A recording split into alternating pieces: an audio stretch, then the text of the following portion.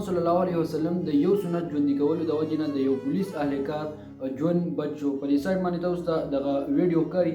تاسو ته معلومه ده چې په پېښور کې کومه دماکه شوې، په هغې کې تقریبا د 100 نه زیات کسان هغه وفات شوي، په هغې کې شهیدان شوي وو، په دغه کې ډېر زخمیان هم وو.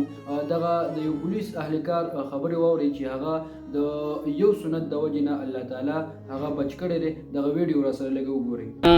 ملګری د مردان دی او دا هم چې کوم دی غریب بلاسټ کې زخمی شوی دی، نو ورته مې کوم شي بچ کړی، مسواک یاد کوی دی بچ کړی ما.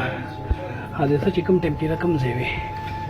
زه جومات کې په دویم صف کې وم او مانه چې مخکې کوم ملګري وو وروستو ټول حادثه کې شهیدان شول. زه هم ډېر زیات مطلب خراب وم، او چې کله ما ځان ته شهادت کلمه وویله او ومې کتل چې زه خو لا مطلب ساه راکې شته، نو بس بیا یو سایډ ته مې ځان سیټ کړو، لږ سوری شان کې په هغې کې راووتم.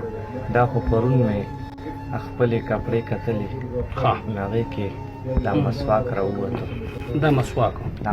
راووتو. ما ویل چې بس الله ته مې شکر ویستو.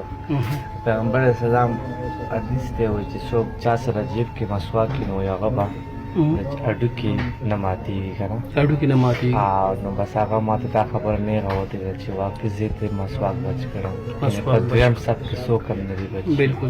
او بس مونږ خپل پښتنو ته بلکې ټول پاکستان عوامو ته ریکویسټ دی، مونږ تاسو چې مونږ سره ولاړ یې زمونږ حوصلې بلند دي او مونږ ته دعاګانې ډېرې کوئ، خوشحاله اوسئ. موږ او تاسو د علما کرامو نه اورو چې څوک هم ځان سره تسبیح او مسواک په جیب کې ګرځي، نو که هغه سره څه اکسیډنټ راغلی، که هغه سره بل څه حادثه راغله، نو د هغه چې کوم هډوکی دی هغه به هېڅ هم نه کېږي، هغې ته به څه نقصان نه ورسي، د هغه هډوکی به نه ماتېږي، هغه به الله تعالی بچ کوي.